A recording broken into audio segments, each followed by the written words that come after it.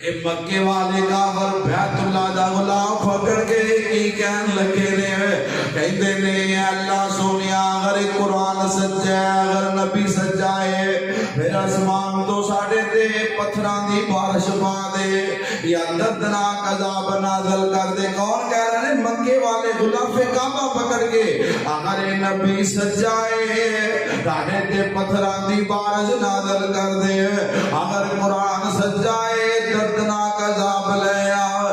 ویکھو مشرک دی عقل کنج ماری ہوندی ہے. مشرک نو حالانکہ انج نہیں سی کہنا چاہیے اب کہنا دینج چاہیے سی اگر قرآن سچا ہے نبی سچا ہے پھر سانو انہاں تابعدار بنا دے.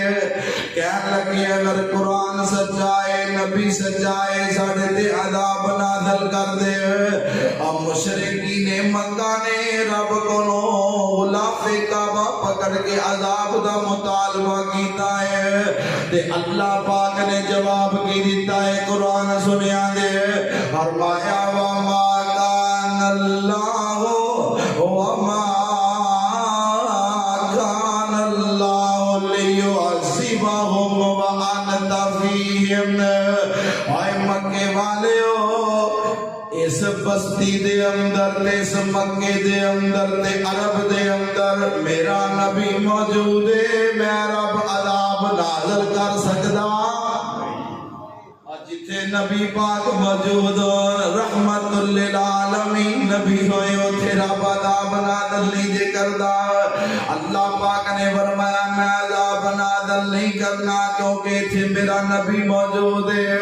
اور ٹیسیاں دے پاسیو جتھے نبی موجود ہوئے اتھے رب دے عذاب نہیں دے آندے.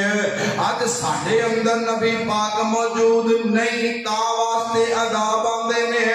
اگر نبی موجود ہوئے کدی بھی عذاب آ سکدا نہیں. مکے اندر نبی پاک رہنے رب نے عذاب نازل نہیں کیتا.